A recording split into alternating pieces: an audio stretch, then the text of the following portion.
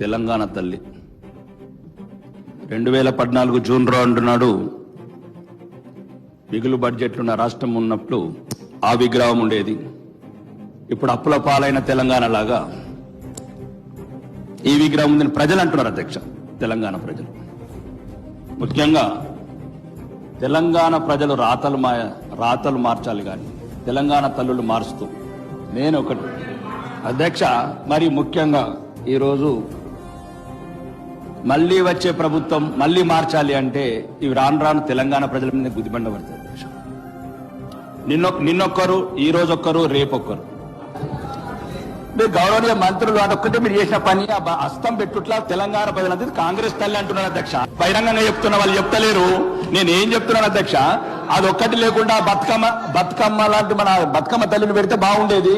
ఆ చేతి అధ్యక్ష నేను మాట్లాడి